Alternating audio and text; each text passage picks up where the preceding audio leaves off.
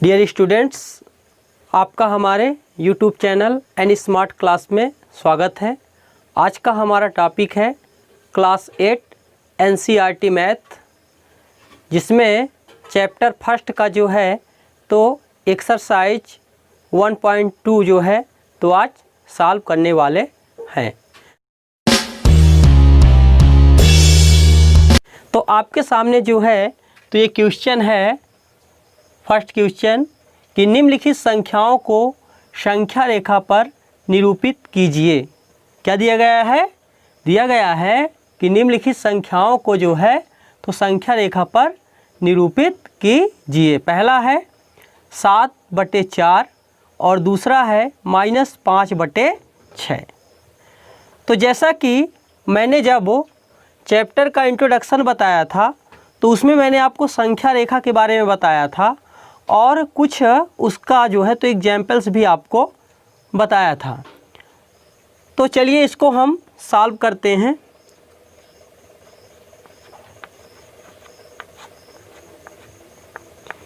यहाँ हम सबसे पहले आपको जो है तो संख्या रेखा के बारे में थोड़ा फिर से जो है तो समझा देते हैं। जैसे कि मान लीजिए हम यहाँ संख्या रेखा बनाते हैं, नंबर लाइन। इसमें यहाँ जो होता है तो क्या होता है? 0। क्या होता है? ये जो मिडिल में होता है तो क्या होता है? 0, मध्य में 0 होता है। और इधर जो होता है, मान लीजिए इसको हम क्या मान लेते हैं? 1 इकाई मान लेते हैं। क्या मान लेते हैं? 1 इकाई। इन दोनों के बीच की जो दूरी है तो उसको हम 1 इकाई मान लेते हैं। ऐसे ठीक समान जो है हमको इक्वल जो है तो बराबर माप का जो है ऐसे ले करके हमको इधर समान इकाई लेते जाना है। जैसे मान लीजिए यहाँ 2 ले लिए, यहाँ 3 ले लिए, ऐसे करके ये जो है तो इन्फिनिटी जो है तो जाएगा अनंत तक। ऐसे इधर करेंगे तो इधर -1 आएगा, क्योंकि संख्या रेखा में जो है तो शून्य के जो दाईं ओर होती हैं राइट साइड में तो पॉजिटिव नंबर्स होती हैं। कौन सी नंबर होती हैं? Positive numbers. और जो 0 रहता है तो उसके जो लेफ़्ट साइड में रहती हैं तो कौन सी नंबर रहती हैं? निगेटिव नंबर्स रहती हैं। तो इसको भी मैं समान मात्रक लेके ऐसे यहाँ सेम यूनिट लेके, जैसे -1, ये -2 हो गया और ये -3 हो गया। ऐसे ये भी जो है तो इन्फिनिटी जो है तो जाएगा, ये भी अनंत तक और ये भी अनंत तक। तो अब इसमें हम क्या करेंगे? 7/4 को जो है तो संख्या रेखा में प्रदर्शित करेंगे। तो पहले हम इसको जान लेते हैं। मैंने अभी आपको ये बताया कि जो 0 के राइट साइड में रहेगा, किधर? राइट साइड में। तो इन नंबर्स को हम बोलते हैं पॉजिटिव नंबर्स। क्या बोलते हैं? पॉजिटिव नंबर्स बोलते हैं, पॉजिटिव नंबर्स। और ये जो लेफ़्ट साइड में रहता है 0 के तो इसको हम बोलते हैं निगेटिव नंबर्स। क्या बोलते हैं? Negative numbers. जो पॉजिटिव नंबर्स होती हैं तो ऑलवेज निगेटिव नंबर्स से क्या होती हैं? बड़ी होती हैं। ये क्या होती हैं? इनकी अपेक्षा हमेशा ये क्या होती हैं? बड़ी होती हैं। और ये ऑलवेज जो है तो पॉजिटिव नंबर से जो है तो क्या होती हैं? छोटी होती हैं। तो देखिए इसको हम पहला फर्स्ट नंबर लेते हैं 7/4। इसमें आप ये भी जान लीजिए कि जैसे मान लीजिए यहाँ हम कितना लिखे? 3/2 लिखे। आपको पता ही होगा कि जो ऊपर संख्या रहती है उसको क्या बोला जाता है? अंश बोला जाता है। और नीचे क्या बोला जाता है? हर। तो जब अंश जो होता है तो हर से बड़ा होता है। क्या होता है? ऐसी परिमेय संख्या जिसमें अंश जो होता है तो हर से क्या होता है? बड़ा होता है।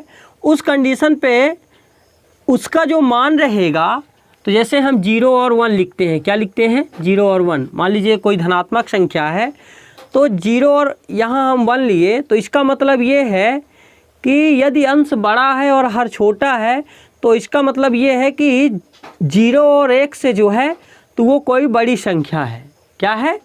मतलब इस संख्या का, इस परिमेय संख्या का मान जो है तो हमेशा 0 और 1 से जो है तो बड़ा होगा, बड़ा मान आएगा। लेकिन इसी के यदि अपोजिट जो है तो मान लीजिए हम यहाँ क्या लेते हैं 1/2। इस कंडीशन पे क्या होगा कि जो 1/2 का मान आएगा, क्यों? क्योंकि यहाँ अंश जो है तो हर से क्या है, छोटा है। तो इस कंडीशन पे क्या होगा, इसका मान जो है तो हमेशा 0 1 से जो है तो बीच में रहेगा, अर्थात 1 से छोटा रहेगा। क्या रहेगा? 1 से छोटा रहेगा। तो इस तरह ये हो गया।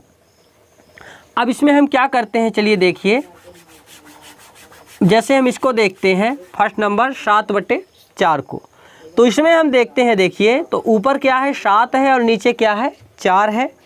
तो 7 जो है तो बड़ा है। मैंने अभी आपको क्या बताया कि यदि अंश जो है तो हर से जो है तो बड़ा होता है, तो उस कंडीशन में क्या होता है कि जो उसका मान रहेगा तो हमेशा जो है तो 1 से क्या होता है, अधिक होता है या कि ज़्यादा होता है।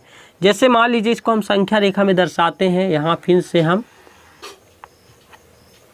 लाइन नंबर बनाते हैं और यहाँ हम 0 राइट करते हैं। इसको सबसे पहले हम क्या करते हैं, मिक्स्ड फ्रैक्शन में इसको हम कन्वर्ट कर लेते हैं, मिश्र भिन्न में इसको जो है तो हम बदल लेते हैं। तो मिश्र भिन्न में बदलना जो है तो मैंने आपको सिखाया था। जैसे 7 है, 7 में आप क्या करेंगे, 4 का भाग देंगे तो कितना आएगा, 4 एकम 4, यहाँ 4 आया और यहाँ जो है तो ये आपका रिमाइंडर कितना आ गया, 3 आ गया, शेष फल आपका 3 आ गया। तो इसको हम कैसे लिख सकते हैं, जो आपका भागफल है तो भागफल आपका यहाँ आएगा और जो आपका शेष है तो शेष को कहाँ लिखेंगे, अंश में, और ये आपका यही रहेगा। इसको हम बोलेंगे 1 सही 3/4। क्या बोलेंगे, 1 सही 3/4। तो ये इसको हम जो है तो मिश्र भिन्न में बदल दिए। अब देखिए यहाँ से हमको ये पता चल रहा है 1 सही 3/4 है, मतलब जो इस भिन्न का मान है, परिमेय संख्या जो है, परिमेय संख्या बोलेंगे, इस परिमेय संख्या का जो मान है तो 1 से क्या है, अधिक है। क्यों है? क्योंकि ये है 1 सही 3/4। मतलब देखिए इसको हम कैसे बनाएंगे, यहाँ पहले फिर से हम बराबर इकाई लेकर के, जैसे हम इसको 1 2 3 4 ऐसे दर्शा लेते हैं। अब यहाँ चूँकि ये तो ऋणात्मक जो है तो है नहीं, तो यहाँ हम ऋणात्मक जो है तो परिमेय संख्या नहीं लेंगे। तो इसको आप थोड़ा और बड़ा जो है तो बना सकते हैं। यहाँ 0 और डायरेक्ट हमको 0 1 के बीच में तो लेना है, 1 के मतलब आगे लेना है यहाँ से। तो इसको देखिए हम कैसे करेंगे, 1 कहाँ है आपका, यहाँ है, और 1 के बाद जो है तो फिर क्या दिया है, 3/4। मतलब यहाँ देखिए इसको, ये 4 को, मतलब 1 के बाद इसको हमको 4 भागों में बांटना है, 1 2 3 और ये 4। 1 के बाद ये 1 है, 1 से बड़ी ये परिमेय संख्या है ये जो है। तो 1 के बाद यहाँ कितना दिया था, 3 सही 3/4, मतलब इसको 4 भागों में बांटना है। कितने भागों में, 4 भागों में, 1 2 3 4। तो 4 भागों मैंने बांट दिया, लेकिन हमको लेना कौन सा भाग है, तीसरा भाग। तो तीसरा भाग कौन सा आएगा, 1 2 3, तीसरा भाग आपका ये आएगा। मतलब ये तो 1 है, अब इसको हम क्या बोलेंगे, ये हो जाएगा 1/4, ये हो जाएगा 2/4 और ये हो जाएगा 3/4। मतलब तो यही जो है इसको हम कुछ भी मान सकते हैं, पी जो है तो इसको हम नाम दे सकते हैं कि यम नाम दे सकते हैं, कुछ भी आप यहाँ जो है तो दे सकते हैं। तो मान लीजिए इसको हम पी बिंदु मान लेते हैं। क्या मान लेते हैं, पी बिंदु। और यही जो है तो आपका क्या कहलाएगा, ये 3/4, मतलब 1 सही 3/4। इसी को हम पूरा लिख सकते हैं 7/4। तो ये पी बिंदु है और यहीं पास जो है ये जो है तो ये आपका जो है तो 7/4 जो है तो हो जाएगा। क्या हो जाएगा, 7/4 ये हो गया। दूसरी परिमेय संख्या आपकी कौन सी थी, दूसरी थी -5/6। क्या है, -5/6। अब यहाँ हम देखते हैं, यहाँ समझिए मैंने आपको क्या बताया था कि यदि अंश हर से छोटा होता है, क्या होता है, अंश यदि हर से छोटा होता है तो उस परिमेय संख्या का मान जो होता है तो हमेशा 1 से क्या होता है, छोटा होता है। मतलब 0 और 1 के बीच में वो परिमेय संख्या होती है। अब बात यहाँ ये ध्यान में देना है कि ये कौन सी संख्या है, ऋणात्मक परिमेय संख्या। अभी मैंने जो आपको ये बताया फर्स्ट नंबर, तो इसमें जो है तो मैंने धनात्मक परिमेय संख्या के बारे में बताया था, इसको संख्या रेखा में प्रदर्शित करके बताया, लेकिन ये ऋणात्मक परिमेय संख्या है। तो इसको देखिए कैसे हल करेंगे हम।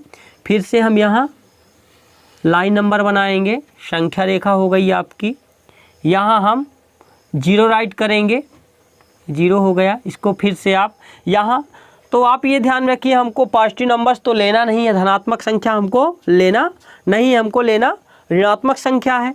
तो आप क्या करिए, यहाँ हम 0 बना देते हैं और यहाँ हम लिख देते हैं, मान लीजिए इसको हम 1 मान लिए। वैसे भी ये 0 1 के बीच में है, तो ये मान लीजिए हम यहाँ 1 मान लिए। कितना मान लिए, 1 -1।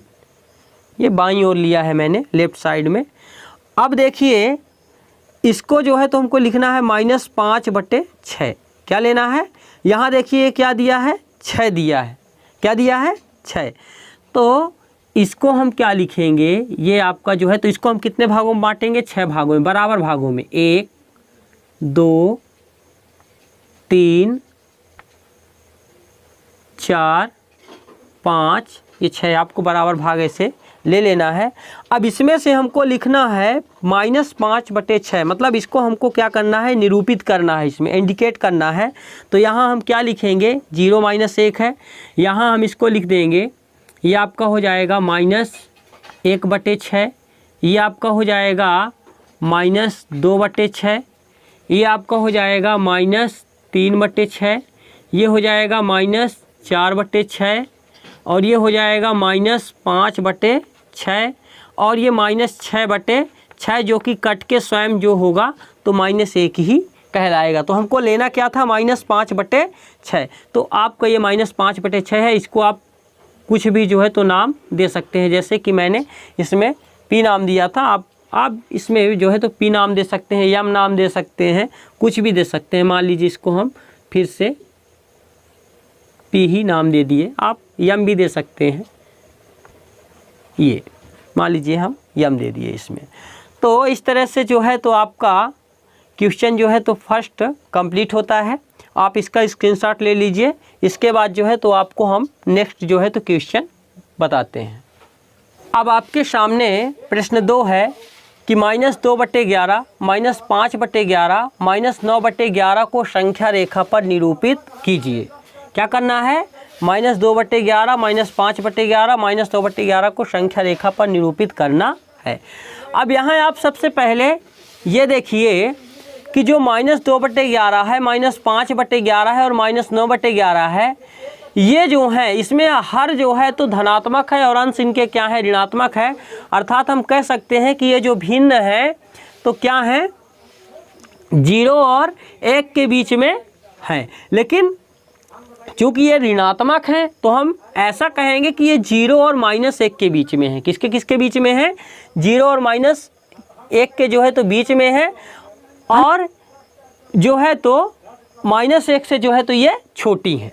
तो अब इसको हम हल करते हैं। देखिए इसको हम हल करेंगे तो सबसे पहले हम क्या करेंगे, संख्या रेखा हम ऐसे बना लेंगे। ये मान लीजिए मैंने संख्या रेखा बना लिया। अब 0 और -1 के ये बीच में है, तो यहाँ हम क्या लिख लेंगे, 0, और यहाँ हम क्या लिख लेंगे, -1। अब देखिए सभी के हर जो है तो सभी के हर में क्या है, 11 है। तो इसको हम 11 बराबर भागों में बांट लेते हैं। मैंने बताया था ना कि यहाँ जो है तो यूनिट में इसको डिवाइड कर दिया जाता है, सेम यूनिट में, है ना, बराबर जो है तो इकाई में। तो यहाँ मान लीजिए यहाँ कितना दिया था, 11, मतलब यहाँ मतलब हर में जो है तो 11 है। तो इसको हम 11 जो है तो पार्ट में जो है तो डिवाइड कर लेते हैं। तो देखिए हम यहाँ क्या करेंगे, यहाँ हम 1 हो गया, ये 2 हो गया, ये 3 हो गया, ये 4 हो गया, ये 5 हो गया, ये 6 हो गया, ये 7 हो गया, ये 8 हो गया, ये 9 हो गया, ये ये 10 हो गया मान लीजिए, यहाँ हम 11 मान लेते हैं, ये 11 हो गया। देखिए 1 2 3 4 5 6 7 8 9 10 11, यहाँ हम क्या मान लेते हैं, मान लीजिए -1। ये 11 भागों मैंने इसको जो है तो बांट लिया।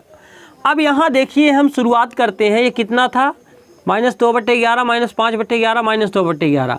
तो देखिए यहाँ से हम लिखना शुरू करेंगे तो ये आपका कहला जाएगा, क्योंकि मैंने 11 भागों में इसको बांटा, तो ये आपका कहला जाएगा -1/11, ये कहला जाएगा -2/11, ये कहला जाएगा -3/11, और ये कहला जाएगा -4/11, ये कहला जाएगा -5/11, ये कहला जाएगा -6/11, ये कहला जाएगा -7/11, और ये कहला जाएगा -8/11, ये कहला जाएगा -9/11, और ये कहला जाएगा -10/11, और ये -11/11 है जो कि कट के -1 ही आएगा।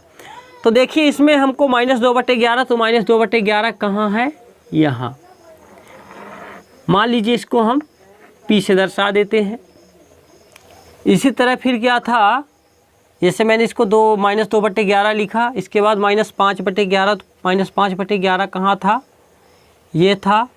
मान लीजिए हम इसको Q नाम दे देते हैं, और इसके बाद कितना था, -9/11, तो -9/11 यहाँ है, तो इसे जो है तो हम R नाम दे देंगे। तो इस तरह जो है तो हम इन परिमेय संख्याओं को जो है तो संख्या रेखा पर निरूपित कर सकते हैं। तो इस तरह से जो है तो आपका प्रश्न 2 भी कंप्लीट होता है। आई होप आप जो है तो इसको समझ पाए होंगे। आप इसका स्क्रीनशॉट लेना चाहते तो ले सकते हैं। इसके बाद जो है तो आपको मैं प्रश्न 3 जो है तो बताता हूँ। अब आपके सामने जो है तो प्रश्न 3 है, ऐसी 5 परिमेय संख्याएं लिखिए जो 2 से छोटी हों। क्या दिया गया है, ऐसी 5 परिमेय संख्याएं ज्ञात करना है जो कि 2 से छोटी हों। तो देखिए हल करेंगे, फिर से हम परिमेय संख्या बना लेते हैं। आप परिमेय संख्या को दर्शाने के लिए जो लाइन बनाते हैं, इसको जो है तो आप स्केल से बनाएंगे तो और अच्छा आएगा, और माप जो है तो कुछ भी आप रख सकते हैं, बट क्या है स्केल से बनाएंगे तो सीधी लाइन आएगी। यहाँ हम देखिए क्या करेंगे, आपको क्या लिखना है, 0 मतलब 2 से छोटी। सबसे पहले हम यहाँ 0 लिख देते हैं।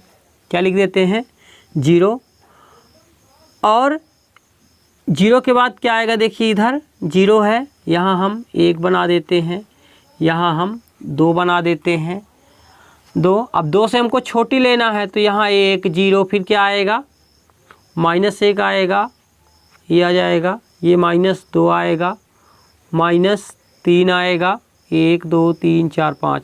देखिए ये सब 1 से छोटी हैं, 1 छोटा है, 0 छोटा है, और ये तो ऋणात्मक संख्याएं हमेशा धनात्मक संख्याएं से छोटी ही होती हैं। तो इस तरह से मैंने 5 ले लिया। अब आप कहते होंगे कि ये जो हैं तो क्या परिमेय संख्याएं हैं, तो ये परिमेय संख्याएं हैं, क्योंकि सभी पूर्णांक जो होते हैं तो परिमेय संख्याएं होती हैं। ये सभी पूर्णांक हैं और ये सभी परिमेय संख्याएं भी हैं, है ना। ये कोई ज़रूरी नहीं कि आपका आंसर जो है तो इतना ही आता होगा, है ना। आंसर कुछ दूसरा भी दे सकता है, लेकिन ये भी परिमेय संख्याएं हैं, आप इनको भी जो है तो लिख सकते हैं। अतः हम लिख सकते हैं, अतः 2 से छोटी 5 परिमेय संख्याएं, 2 से छोटी 5 परिमेय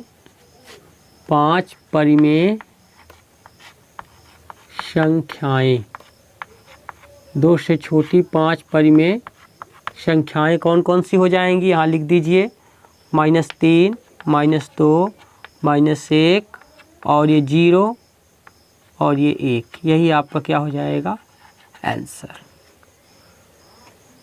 ये आंसर कहला गया। तो इस तरह से जो है तो हम 5 परिमेय संख्याएं लिख सकते हैं जो कि 2 से छोटे हैं। तो आप इसका भी स्क्रीनशॉट ले लीजिए। इसके बाद मैं जो है तो आपको प्रश्न 4 नंबर जो है तो हल करके बताता हूँ। अब आइए प्रश्न 4 जो है तो हल करते हैं। देखते हैं प्रश्न नंबर 4 क्या है। -2/5 और 1/2 के मध्य 10 परिमेय संख्याएं ज्ञात कीजिए। क्या कह रहा है कि हमें -2/5 और 1/2 के मध्य 10 परिमेय संख्याएं ज्ञात करना है। तो आइए हम हल करते हैं। तो आप पहले एक बात ये जान लीजिए कि किन्हीं भी दो परिमेय संख्याओं के मध्य जो है तो अनंत परिमेय संख्याएं होती हैं। कितनी परिमेय संख्याएं होती हैं? अनंत परिमेय संख्याएं होती है।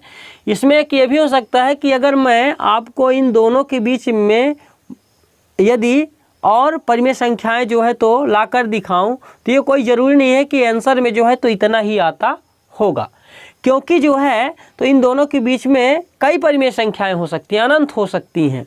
तो देखिए इसको हम कैसे करेंगे। सबसे पहले देखते हैं, यहाँ 5 है और यहाँ 2 है, ये अलग है इनके हर। तो सबसे पहले इसको हम क्या करते हैं, हरों को जो है तो हम समान कर लेते हैं। क्या कर लेते हैं? हरों को समान करेंगे।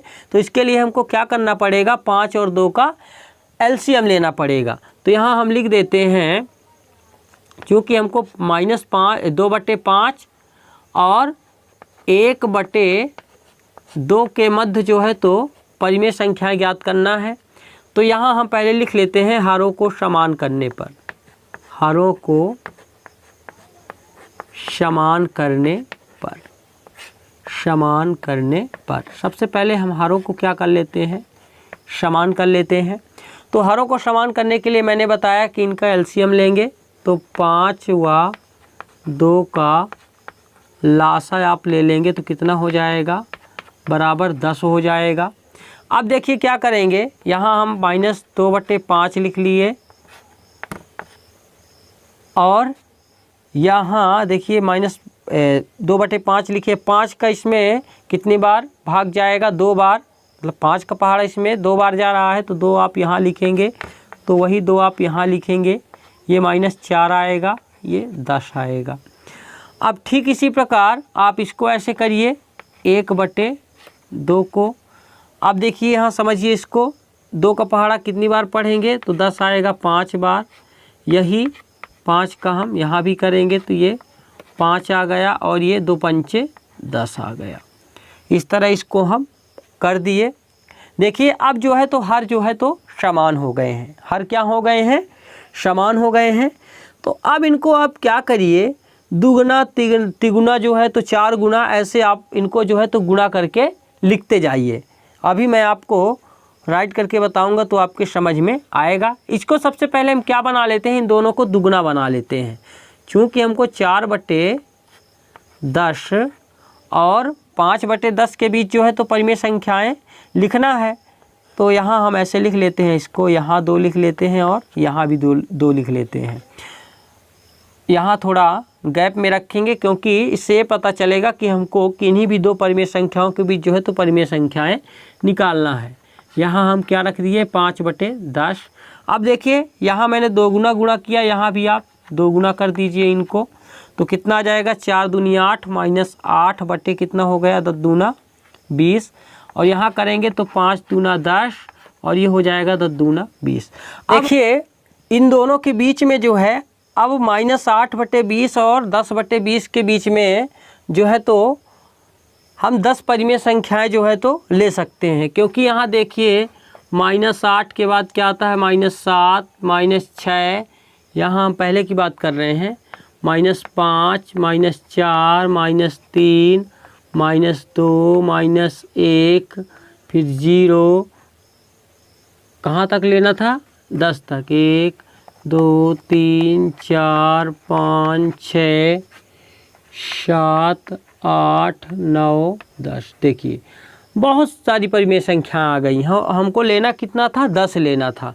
तो देखिए इसको हम लिख सकते हैं 8/20 -7/20 -6/20 -5/20, ऐसे करके हमको 10/20 तक लेना है। तो हमको लेना कितना है, हमें लेना है सिर्फ 10। तो हम -8 और -10 के बीच जो है तो कोई भी 10 परिमेय संख्याएं ले सकते हैं। तो हम मान लीजिए यहाँ ले लिए, यहाँ लिख लीजिए -7/20 20 जो हो गया, और -6/20 हो गया, -5/20 हो गया, -4/20 हो गया, और -3/20 हो गया, -2/20, -1/20, फिर 0/20, और ये 1/20।